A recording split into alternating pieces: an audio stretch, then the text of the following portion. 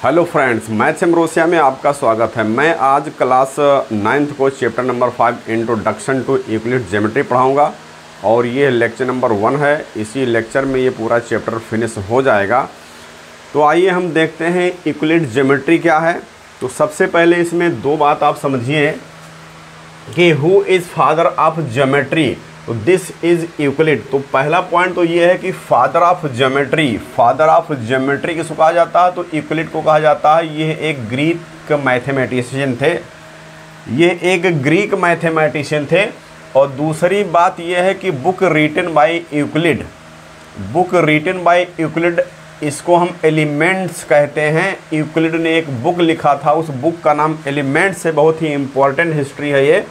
और इस elements book में यूक्लिड ने कुछ डेफिनेशंस, पास्टुलेट्स एंड एक्सियम्स को कलेक्ट किया है। और ये इंट्रोडक्शन टू यूक्लिड्स ज्योमेट्री जो चैप्टर नंबर 5 है 9th क्लास में है, तो इसमें यूक्लिड्स के कुछ डेफिनेशंस, पास्टुलेट्स और एक्सियम्स को बताए गए हैं और इनको यूज करके कुछ थ्योरम्स और क्वेश्चंस को सॉल्व किया गया है।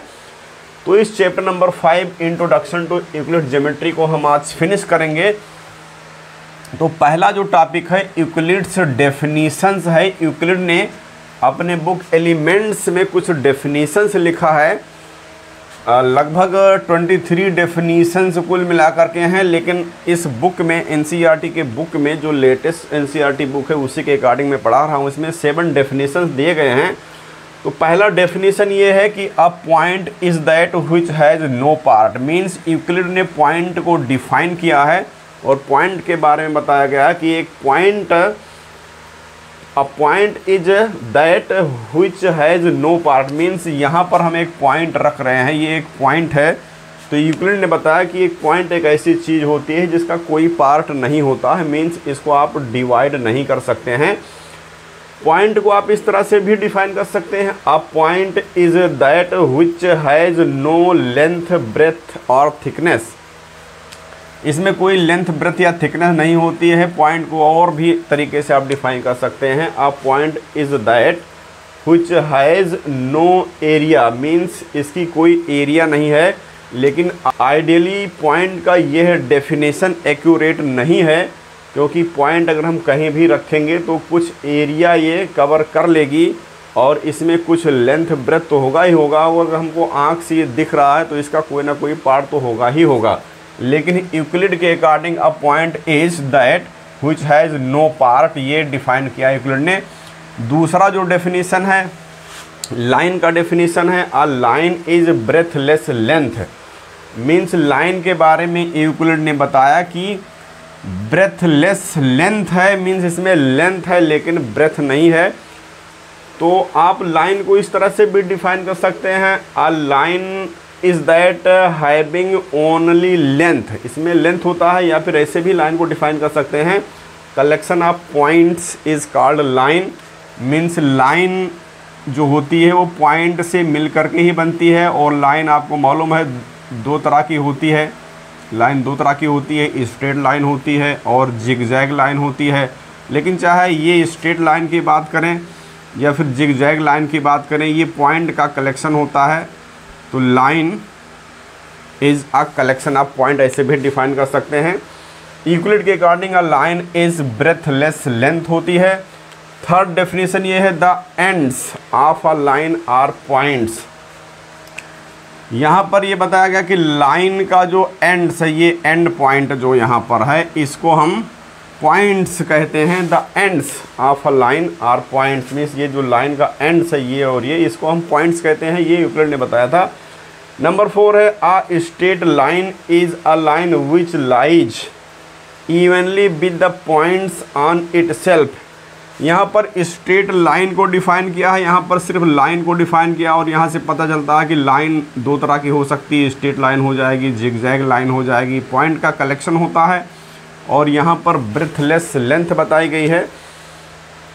स्ट्रेट लाइन में ये बताया गया कि पॉइंट यहाँ पर इवनली अरेंज होना चाहिए। मीन्स ये पॉइंट जो आपका दिख रहा है, इसमें बहुत सारे पॉइंट्स हैं, लेकिन इस लाइन पर जितने पॉइंट्स है वो सब इवनली अरेंज्ड हैं। मीन्स लेफ़्ट राइट इधर उधर कोई भी पॉइंट नहीं गया है, बिल्कुल इवनली अरेंज्ड हैं तो आ straight line is a line which lies evenly with the points on itself. इसके ऊपर जितने पॉइंट्स हैं सब इवनली हैं तो ये स्ट्रेट लाइन बन जाएगा। और अगर इवनली नहीं है पॉइंट्स लेफ़्ट राइट में मूव करते हुए रहे हैं तो यहाँ पर ये जो है जिगजैग लाइन हो जाएगी। नंबर 5 डेफिनेशन इसने सरफेस का बताया है। A surface is that which has length and breadth only. Surface के बारे में बताया, यहाँ पर सिर्फ लेंथ और ब्रेथ होती है। लेंथ हो गई, ये ब्रेथ हो गई, तो यहाँ पर एक सरफेस ये बन गया है। यहाँ पर ये सरफेस है, इसने बताया कि ये लेंथ हो सकती है और ब्रेथ हो सकती है, लेकिन इसमें थिकनेस नहीं हो सकती है। तो यहाँ पर ये बताया कि लेंथ और ब्रेथ अगर सिर्फ है तो हम उसको सरफेस कहते हैं। और 6th डेफिनेशन ये है, the edges of a surface are line. अगर कोई सरफेस है तो उसका एज जो होता है वो लाइन होता है। जैसे यहाँ पर हम एक सरफेस ले लें, मान लीजिए सरफेस है तो इसका एज जो आपका दिख रहा है, ये एज दिख रहा है, इस एज को लाइन कहते हैं। तो सरफेस के जितने एज होते हैं एक लाइन को फॉर्म करते हैं, ये यूक्लिड ने बताया था। तो यहाँ पर देखिए 7 डेफिनेशन है, a plane surface is a surface which lies evenly with the straight lines on itself. तो अगर कोई प्लेन सरफेस है, प्लेन सरफेस यहाँ पर हम इसको कहेंगे प्लेन सरफेस। प्लेन सरफेस का मीनिंग ये हुआ कि यहाँ पर अगर कोई स्ट्रेट लाइन है तो ये कम्प्लीटली सरफेस पर लाई करना चाहिए। में से प्लेन और इस लाइन के बीच में कोई गैप नहीं होना चाहिए। जो लाइन है कम्प्लीटली इस पर लाइज करना चाहिए, तो हम इसको प्लेन सरफेस कहते हैं। ये यूक्लिड ने बताया था अपनी बुक एलिमेंट्स में। इसको हम फादर ऑफ ज्योमेट्री कहते हैं, यूक्लिड को फादर ऑफ ज्योमेट्री कहते हैं। और यूक्लिड ने जो बुक लिखे हैं उसका नाम एलिमेंट्स है। बच्चों, हम यूक्लिड्स ज्योमेट्री के बारे में थोड़ा और सीखते हैं। तो देखिए, Euclid's imaginations and assumptions have 2 parts. Euclid ने कुछ इमेजिनेशंस किया था और एजम्पशंस लिए थे, उसके 2 पार्ट हैं। नंबर 1 है पास्टुलेट्स। और पास्टुलेट्स क्या है कि स्पेसिफिक टू ज्योमेट्री है, मीन्स जो डायरेक्टली ज्योमेट्री से रिलेटेड है उसको यूक्लिड ने पास्टुलेट कहा। ये एजम्पशंस है, ये इमेजिनेशंस है, ये दोनों ही सेल्फ प्रूव्ड होते हैं। दूसरा है एक्सियम्स। तो एक्सियम्स क्या है, not specific to geometry but widely used in mathematics. तो जो यूक्लिड्स के इमेजिनेशन थे और एजम्पशंस थे, इसके 2 पार्ट हैं। दोनों ही पार्ट जो है सेल्फ प्रूव्ड हैं, सेल्फ एविडेंट हैं, मीन्स इसको प्रूव करने की ज़रूरत नहीं है। ये जो है सेल्फ प्रूव्ड होते हैं। पहला है पास्टुलेट्स, दूसरा है एक्सियम्स। ये दोनों ही सेल्फ प्रूव्ड हैं। इनको यूज़ करके कुछ थ्योरम्स प्रूव किया गया है, कुछ क्वेश्चंस को सॉल्व किया गया है, तो इसको प्रूव करने की ज़रूरत नहीं है। ये हमारा एजम्पशंस है, पास्टुलेट्स है। एक्सियम्स है, ये पास्टुलेट्स स्पेसिफिक टू ज्योमेट्री होता, और एक्सियम जो है सिर्फ ज्योमेट्री से रिलेटेड नहीं होता, मैथ्स में कहीं भी यूज किया जा सकता है। तो अब हम सबसे पहले यूक्लिड्स का एक्सियम्स देखेंगे। यूक्लिड एक्सियम्स, तो पहला एक्सियम जो यूक्लिड ने बताया वो ये बताया कि things which are equal to the same thing are equal to one another. यहाँ पर जो पहला एक्सियम बताया, और एक्सियम क्या है, ये सिर्फ ज्योमेट्री से रिलेटेड नहीं है, मैथ्स में कहीं भी यूज किया जा सकता है। पास्टुलेट सिर्फ ज्योमेट्री से रिलेटेड है, ये ध्यान रखना है। तो यहाँ पर ये बताया कि things which are equal to same thing. यहाँ पर मान लेते हैं कोई एक चीज़ है, यहाँ पर एक चीज़ रखा, मान लेते हैं कि ये ट्रायंगल है, यहाँ पर ये एक चीज़ रखा हुआ है, ये एक चीज़ रखा हुआ, और यहाँ पर थिंग्स हैं, बहुत सारी चीज़ें यहाँ पर रखी हुई हैं, ये बहुत सारी चीज़ें यहाँ पर रखी हुई हैं। लेकिन यूक्लिड ने क्या कहा, ये थिंग्स जितने भी हैं ये इसके इक्वल हैं, सेम थिंग, इस एक थिंग के इक्वल है, मीन्स ये वाला इसके इक्वल है, और ये भी इसी के इक्वल है, और ये भी इसी के इक्वल है। तो यूक्लिड ने कहा कि things which are equal to same thing are equal to one another. तो इसमें ये चीज़ें आपस में इक्वल हो जाएंगी। ये यूक्लिड ने बताया कि ये एक चीज़ है, ये दूसरी चीज़ है, तीसरी चीज़ है, लेकिन ये चीज़ें इसके इक्वल हैं तो ये आपस में इक्वल हो जाएंगी। ये यूक्लिड ने बताया अपने एग्जाम से में। दूसरा एग्जाम इनका ये है, if equals are added to equals the wholes are equal. Means यहाँ पर 2 चीज़ें इक्वल हैं। मान लीजिए कि ये एक चीज़ यहाँ पर रखी हुई है और ये इक्वल है इस चीज़ के इक्वल है, ये 2 चीज़ें आपस में इक्वल हैं। तो यहाँ पर यह है कि इफ़ इक्वल्स आर एडेड, कोई इक्वल चीज़ यहाँ पर ऐड कर दी जाए, मीन्स मान लेते हैं हम यहाँ पर सर्किल एक ऐड कर देते हैं, इधर भी सर्किल ऐड करते हैं, ये और ये इक्वल, हमने इक्वल ऐड किया, दो चीज़ें पहले से इक्वल दी गई थी और इन दोनों इक्वल चीज़ों में हमने एक अलग से इक्वल चीज़ जोड़ दिया है दोनों साइड में, तो होल्स आर इक्वल, तो ये पूरी जो चीज़ है और ये पूरी चीज़ आपस में इक्वल हो जाएगी। इनका एक्सियम नंबर 2 है। और देखिए एक्सियम नंबर 3 क्या कहता है, if equals are subtracted from equals the remainders are equal, means अगर दो इक्वल चीज़ है, ये मान लेते हैं ये एक चीज़ है, ये इक्वल है इस दूसरी चीज़ की, ये दोनों इक्वल हैं, यहाँ पर ये दोनों इक्वल हैं। अब हम इसमें से इक्वल सबट्रैक्ट कर देते हैं, मीन्स ये चीज़, इस चीज़ को हम काट करके निकाल देते हैं, ये इक्वल चीज़ है, ये इक्वल चीज़ हमने काट करके निकाल दिया। तो अगर हमने इसको काट करके निकाल दिया तो जो बचेगा यहाँ पर, जो बच जाएगा पार्ट हमारा, ये पार्ट बचेगा और ये पार्ट बचेगा, ये रिमाइंडर्स है, रिमाइंडर्स विल बी इक्वल। तो ये जो है यहाँ पर एक्सियम नंबर 3 में यूक्लिड ने बताया। एक्सियम नंबर 4 क्या है, things which coincide with one another are equal to one another, means यहाँ पर बहुत सारी चीज़ें हैं, थिंग्स हैं, बहुत सारी चीज़ें हैं, यहाँ पर एक चीज़ ये है, दूसरी चीज़ ये है और तीसरी चीज़ ये है। अब ये कोइंसाइड कर रही है, कोइंसाइड का मतलब ये हुआ इसी के ऊपर, इस पहली चीज़ को हमने यहाँ रख दिया है और इस दूसरी चीज़ को हमने इसी के ऊपर रख दिया और इस तीसरी चीज़ को भी हमने इसी के ऊपर रख दिया और ये कोइंसाइड कर रही है, मीन्स कम्प्लीटली ओवरलैप कर जाती है, यहाँ पर कम्प्लीटली ओवरलैप कर जाती है, सुपर इम्पोज कर जाती है। तो अगर थिंग्स जितने भी हैं अगर ये कोइंसाइड कर रहे हैं तो ये आपस में इक्वल होते हैं, ये यूक्लिड ने बताया एक्सियम नंबर 4 में।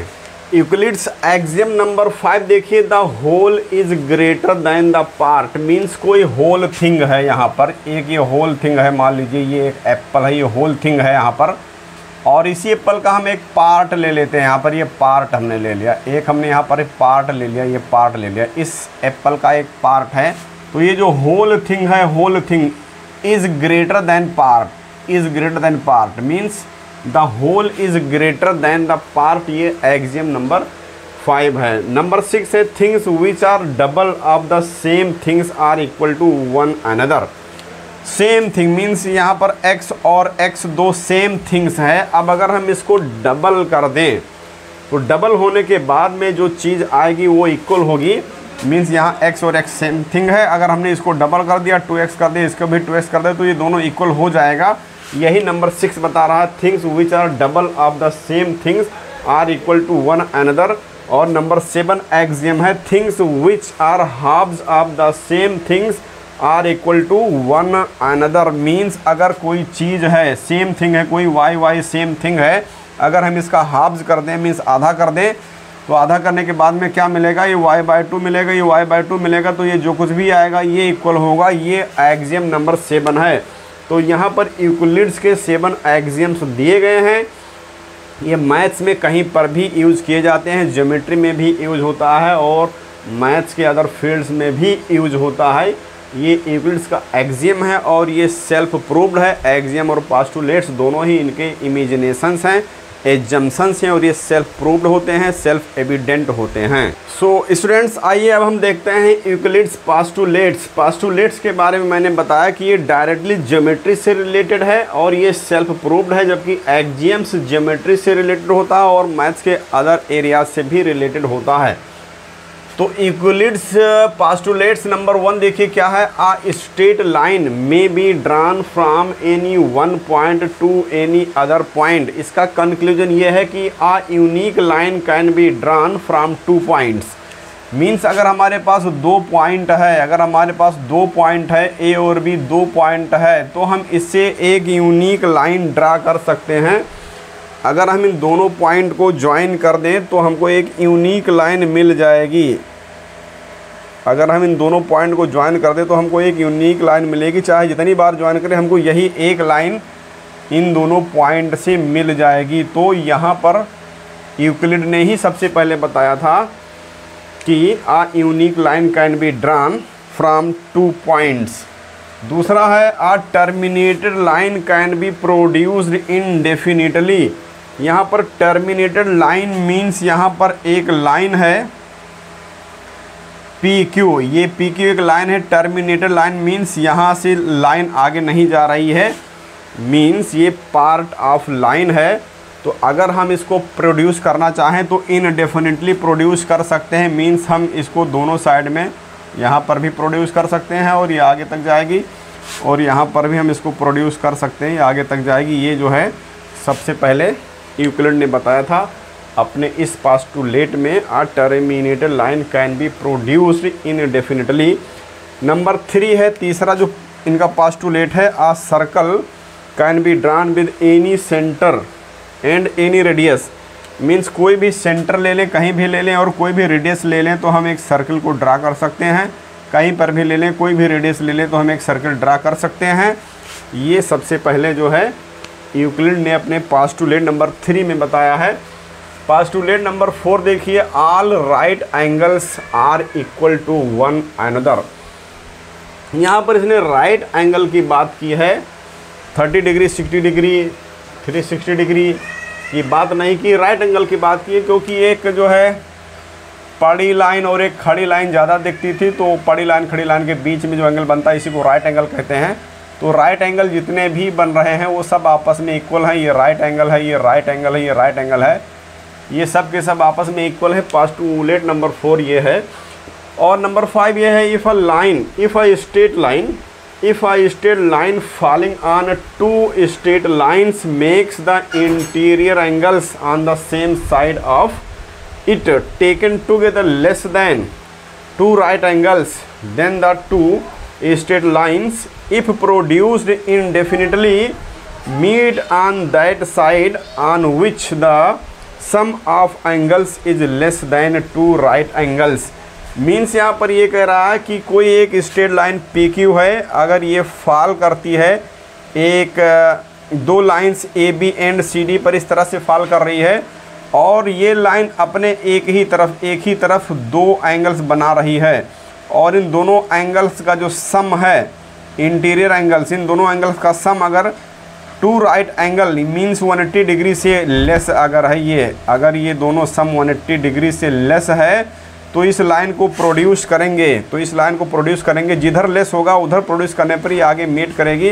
अगर इन दोनों का सम यहाँ पर लेस आ रहा है, less than 2 right angles means less than 180 degree है, तो इसको हम अगर इधर प्रोड्यूस करेंगे तो इधर मीट करेगी। तो इस डायग्राम में दिख रहा है कि इन दोनों का जो सम है वो 2 राइट एंगल से लेस है, 180 डिग्री से लेस है। इसलिए अगर हम इस लाइन को प्रोड्यूस करें, इस साइड में प्रोड्यूस करें, इस साइड में प्रोड्यूस करें, तो ये आगे जा कर के कहीं पर मीट कर जाएगी। तो यही यूक्लिड ने अपने पास्टुलेट नंबर 5 में बताया है। इंट्रोडक्शन टू यूक्लिड्स ज्योमेट्री में यहाँ पर एक बात और समझ लीजिए कि थ्योरम्स क्या होता है या फिर प्रोपोजिशंस क्या होता है। तो a statement that can be proved using definitions, postulates and axioms is called theorem और प्रोपोजिशन। यहाँ पर डेफिनेशन तो डेफिनेशन होता है जो कि ट्रू इवेंट्स को यूज़ करके डिफाइन किया जाता है। पास्टुलेट्स जो है ये सेल्फ प्रूव्ड होता है, एक्सियम्स भी सेल्फ प्रूव्ड होता है, क्योंकि ये एजम्पशंस होते हैं। तो जब हम इनको यूज करके कोई चीज़ प्रूव करते हैं तो उसको थ्योरम या प्रोपोजिशन कहते हैं। थ्योरम के साथ साथ एक लेम्मा भी एक चीज़ होती है, लेम्मा। तो लेम्मा क्या होता है? लेम्मा जो है, लेम्मा भी थ्योरम और पास्टुलेट्स को यूज करके प्रूव किया जाता है। सो बच्चों देखिए लेटेस्ट एनसीईआरटी बुक की एनसीईआरटी एक्सरसाइज 5.1 क्वेश्चन नंबर 1 है, which of the following statements are true और फॉल्स। यहाँ पर हमको ट्रू और फॉल्स फाइंड आउट करना है। पहला पार्ट है only one line can pass through a single point. तो सिंगल पॉइंट लेते हैं हम, यहाँ पर देखते हैं, यहाँ पर एक लाइन ये चली गई, दूसरी लाइन ये चली गई, तीसरी लाइन ये चली गई। तो यहाँ पर हम ये देख रहे हैं कि infinite lines can be drawn through single point. यहाँ पर तो यहाँ पर क्या है? Only one line can pass through a single point. तो ये हमारा फॉल्स हो जाएगा क्योंकि सिंगल पॉइंट से इनफाइनाइट लाइन ड्रा की जा सकती है। सेकंड पार्ट है, there are an infinite number of lines which pass through 2 distinct points. अब 2 डिस्टिंक्ट पॉइंट्स हैं यहाँ पर, और ये बता रहा कि इनफाइनाइट लाइंस ड्रा की जा सकती है। तो यहाँ पर पास्टुलेट नंबर 1 में यूक्लिड ने बताया था कि 2 पॉइंट से सिर्फ एक यूनिक लाइन ड्रा की जा सकती है। 2 पॉइंट से सिर्फ एक यूनिक लाइन ड्रा की जा सकती है। ये एक यूनिक लाइन 2 पॉइंट से ड्रा कर सकते हैं। यहाँ पर इनफाइनाइट नंबर ऑफ लाइंस की बात हो रही है, तो ये भी हमारा फॉल्स हो जाएगा। तीसरा है a terminated line can be produced indefinitely on both sides. तो टर्मिनेटेड लाइन यहाँ पर ये है, टर्मिनेटेड लाइन यहाँ पर ये हो गया, यहाँ पर ए बी ये टर्मिनेटेड लाइन है, तो इसको हम दोनों साइड में प्रोड्यूस कर सकते हैं। पास्टुलेट नंबर 2 यूक्लिड ने बताया था इस तरह से, ये आपका ट्रू हो जाएगा, ये स्टेटमेंट ट्रू है। और चौथा है if 2 circles are equal then their radii are equal. तो 2 सर्कल्स अगर इक्वल हैं, तो 2 सर्कल्स अगर इक्वल हैं, यहाँ पर 2 सर्कल्स इक्वल हैं, मीन्स इसको उठाकर इस पर रखेंगे तो ओवरलैप करेंगे, कम्प्लीटली सुपर इम्पोज करेंगे। तो ऑब्वियस सी बात है, अगर 2 सर्कल इक्वल हैं तो उनका हर एक पार्ट इक्वल होगा, तो इसके रेडियाई भी इक्वल हो जाएंगे, तो ये भी आपका ट्रू हो जाएगा। In the figure if A B is equal to P Q and P Q is equal to X Y then A B is equal to X Y. Means यहाँ पर 3 लाइन्स यहाँ दी गई हैं। ए बी एक line है, P Q दूसरी line है और एक्स वाई तीसरी लाइन है। तो यहाँ पर ये जो लाइन ए बी है इस पी क्यू के इक्वल है और पी क्यू जो एक्स वाई के इक्वल है। तो यहाँ पर देखिए ये 2 थिंग्स है, ए बी और एक्स वाई 2 थिंग्स आप समझ लीजिए, ए बी और एक्स वाई को 2 थिंग्स समझ लीजिए। और ये दोनों थिंग्स ए बी और एक्स वाई दोनों थिंग्स इस एक सेम थिंग पी क्यू के इक्वल है। तो यहाँ पर axiom number 1 Euclid's axiom number 1 बताता है कि अगर ये दोनों थिंग्स इस सेम थिंग के इक्वल हैं तो ये दोनों थिंग्स आपस में इक्वल हो जाएंगी।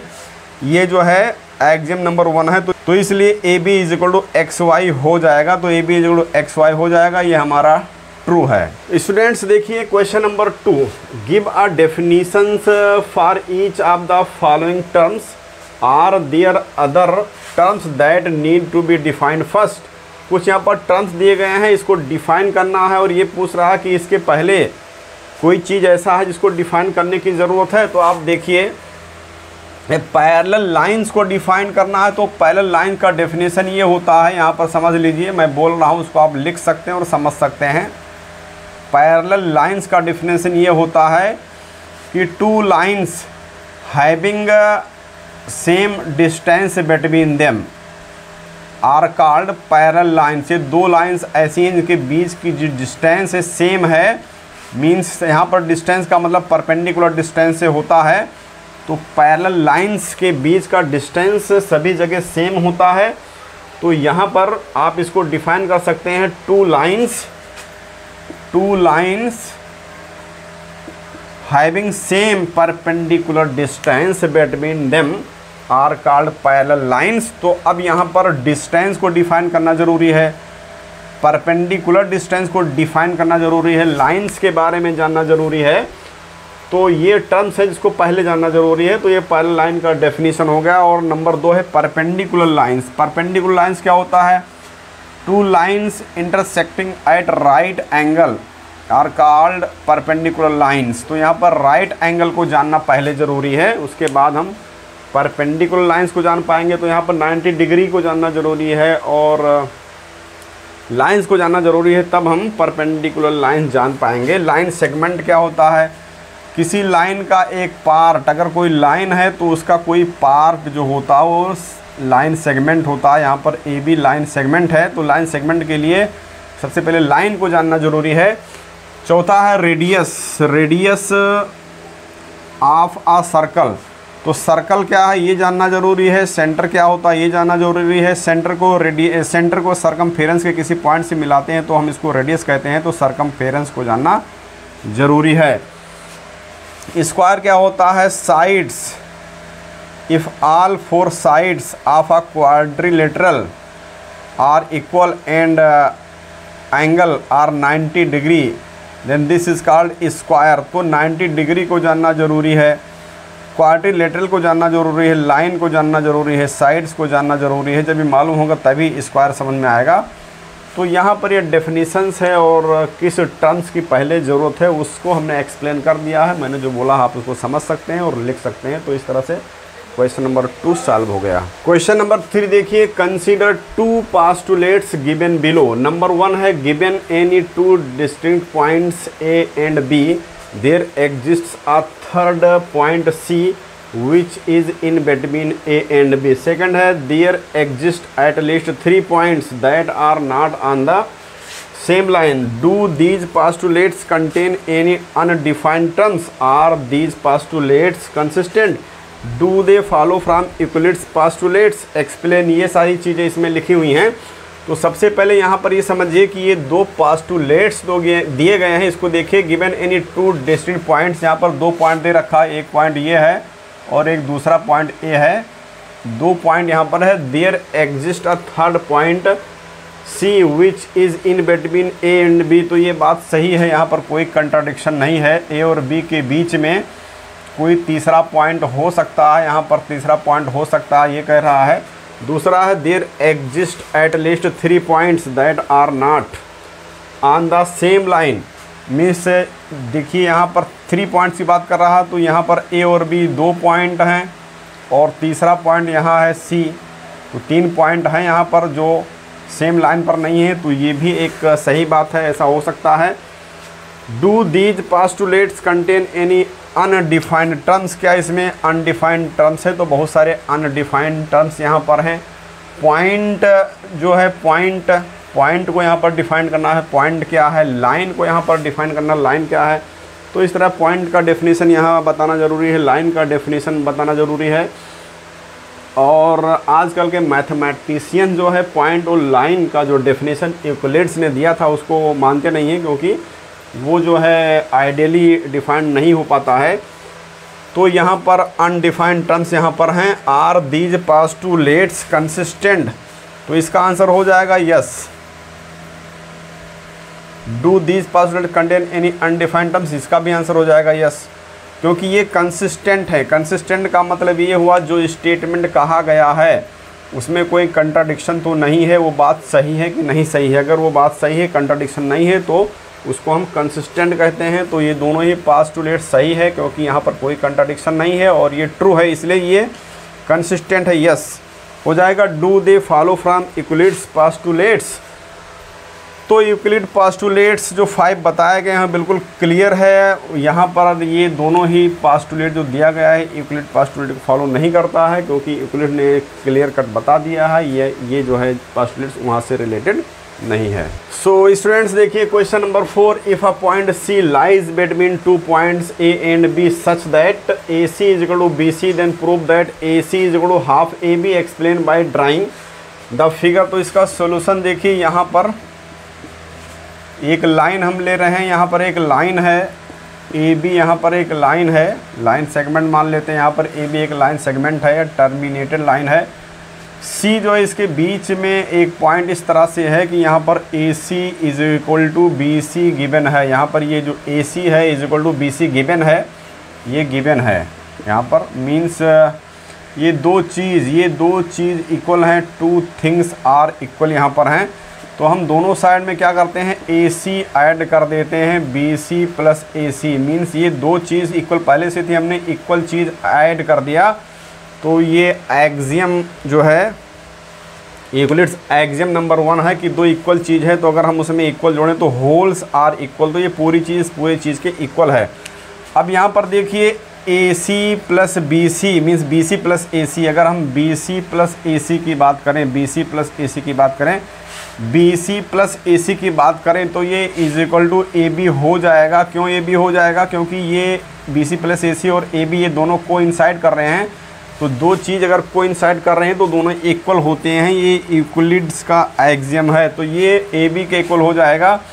तो ए सी प्लस ए सी ये 2AC हो जाएगा और ये ए बी के इक्वल हो जाएगा। तो यहाँ से ए सी इज इक्वल टू निकल कर आएगा हाफ ए बी, और इस तरह से ये प्रूव्ड हो गया। तो यूक्लिड्स का पास्टुलेट्स और एक्सियम्स को यूज़ करके हमने इसको प्रूव कर दिया। स्टूडेंट्स क्वेश्चन नंबर 5 देखिए, in question 4 point C is called mid point of line segment A B prove that every line segment has one and only one mid point. अभी question number 4 में हमने जो solve किया वो यही था कि ए और बी, ए बी एक लाइन सेगमेंट था और सी जो है, ए बी एक लाइन सेगमेंट था, ए बी एक लाइन सेगमेंट था और सी इसका मिड पॉइंट था, सी इसका मिड पॉइंट था, सी इसका मिड पॉइंट था क्वेश्चन नंबर 4 में। तो यहाँ क्वेश्चन नंबर 5 में कहा गया है कि prove that every line segment has one and only one mid point, means mid point जो है यूनिक है, प्रूव करना है। तो इसका सोल्यूशन देखिए, यहाँ पर हमारे पास ए बी एक लाइन है और ये हम दो मान लेते हैं, लेट,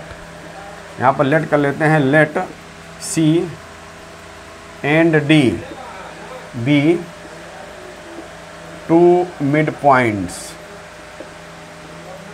ऑफ ए बी। हमने मान लिया कि सी और डी जो है दो मिड पॉइंट्स हैं इस ए बी के। Therefore A C is equal to B C, A C is equal to B C, since C is mid point, since C is mid point है तो ये ऐसा हो जाएगा, and A D is equal to B D, A D is equal to B D, since D is mid point, since D is mid point. तो ये जो है मिड पॉइंट से ये दो इक्वेशन हमको मिल गया है। तो यहाँ पर हम AC को ऐड कर देते हैं, यहाँ पर हमने AC को दोनों साइड में ऐड कर दिया, AC को ऐड कर दिया तो ये 2AC हो जाएगा, अभी प्रूफ क्या है। और BC प्लस AC ये AB से कोइंसाइड कर रहा है इसलिए AB के इक्वल हो जाएगा। तो यहाँ से हमको मिला AC is equal to half AB, इसके पहले भी हम प्रूव कर चुके हैं, क्वेश्चन नंबर 1 हो गया।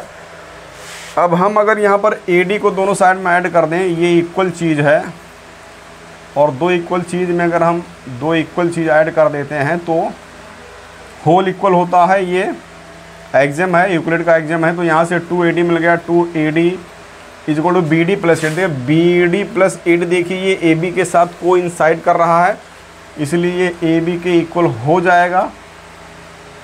ये जो है पास टू लेट है इनका, तो यहाँ से AD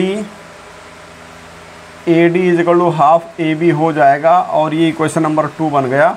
तो अब अगर हम 1 और 2 को देखें तो राइट साइड इक्वल है, राइट साइड इक्वल है, मीन्स ऐसे समझिए कि ये जो चीज़ है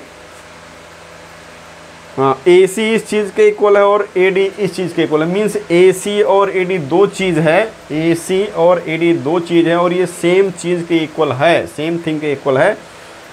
तो यूक्लिड के एग्जाम के अकॉर्डिंग ये जो दोनों चीज़ें दिख रही हैं इक्वल हो जाएंगी। तो देयरफॉर ये हो जाएगा AC is equal to AD। तो हमने प्रूव किया कि ये जो AC है, AC is equal to AD, ये प्रूव हो गया। हुई चीज़ है कंट्राडिक्शन, तो ये प्रूव होकर के आया हुई चीज़ है कंट्राडिक्शन, क्योंकि ये अलग अलग है, हमने अलग अलग लेट किया है और इसलिए ये तभी पॉसिबल है जब C और D एक ही पॉइंट को रिप्रेजेंट करें। तो यहाँ पर हम लिख सकते हैं this is possible, this is possible only when C and D represent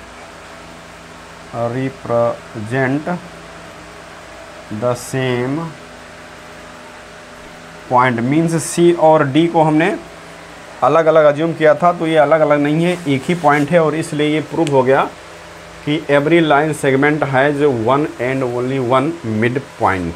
students देखिए question number 6 in figure, if AC is equal to BD, AC is equal to BD, then prove that AB is equal to CD, हमको ये prove करना है। तो देखिए इसका solution क्या हो जाएगा, ये हम पढ़ रहे हैं इंट्रोडक्शन टू यूक्लिड्स ज्योमेट्री और यूक्लिड्स के पास्टुलेट्स और एक्सियम्स को ही लेकर के प्रूव करना है ये सब। तो यहाँ पर गिवन है, गिवन यहाँ पर है AC is equal to BD, AC is equal to BD गिवन है। तो देखिए ये जो AC है, ये जो AC आप देख रहे हैं यहाँ से लेकर के यहाँ तक ये AC, ये जो AC है AC and AB plus BC, AC पूरा और AB प्लस BC ये कोइंसाइड करते हैं तो ये दोनों इक्वल हो जाएंगे, इसलिए AC के प्लेस पर हम लिख सकते हैं AB plus BC is equal to, और BD यहाँ पर देखिए ये जो BD दिख रहा है, ये जो BD दिख रहा है BD B D and B C plus C D, ये दोनों, ये जो बी डी है और B C plus C D, ये दोनों कोइंसाइड कर रहे हैं और इसलिए ये दोनों इक्वल है। तो बी डी के प्लेस पर हम लिख सकते हैं B C plus C D, B C plus C D. अब ये दो चीज़, टू थिंग्स यहाँ पर इक्वल हैं, तो इक्वल को सेपरेट कर देते हैं, इक्वल को सेपरेट कर रहे हैं, equals are subtracted from both sides. ये दो चीज़ इक्वल है, तो दोनों इक्वल चीज़ में से हम BC को दोनों साइड में सबट्रैक्ट कर देते हैं। BC को हमने सबट्रैक्ट कर दिया, BC को हमने सबट्रैक्ट कर दिया, तो जो रिमाइंडर है, रिमाइंडर क्या बच गया, तो कैंसिल हो जाएगा, ये कैंसिल हो जाएगा, रिमाइंडर ये बचा, रिमाइंडर भी इक्वल होगा, AB = CD हो जाएगा, रिमाइंडर भी इक्वल होगा।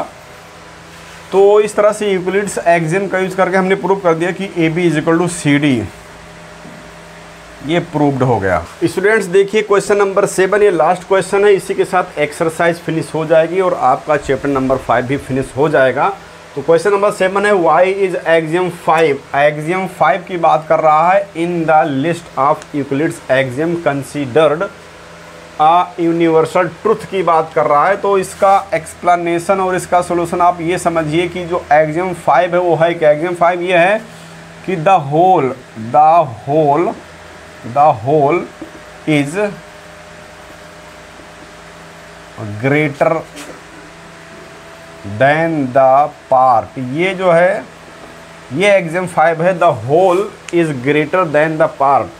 तो ये सिर्फ मैथमेटिक्स में ही ट्रू नहीं है, ये जो है लाइफ के सभी एरियाज़ में ट्रू है। आप जो है इसको इस तरह से समझ सकते हैं। मैथ के केस में हम ये देख रहे हैं, अगर हम मैथ के केस में देखें तो लेट कर लेते हैं, let x be a number having three parts A, B and C। x एक नंबर है, हमने मान लिया 3 पार्ट है, तो x इक्वल हो जाएगा A + B + C। तो देयरफॉर x यहाँ ग्रेटर हो जाएगा A से, x ग्रेटर हो जाएगा B से और x ग्रेटर हो जाएगा C से, क्योंकि ये होल है, whole means A + B + C, तो ये A से ग्रेटर है, B से ग्रेटर है, C से ग्रेटर है। तो ये मैथ्स के एरियाज में ट्रू आ रहा है।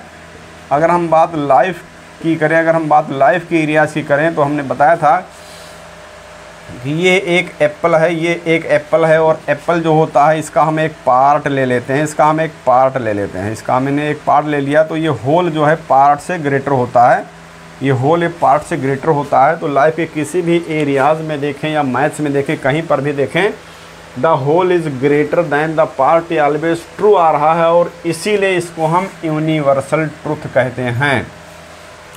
तो इस तरह से आपका चैप्टर नंबर 5 कम्प्लीटली फिनिश हो गया है। वीडियो अगर अच्छा लगा है तो लाइक कीजिए, फ्रेंड्स को शेयर कीजिए और मेरे चैनल मैथ्स एम रोसिया को सब्सक्राइब कीजिए। Thanks for watching.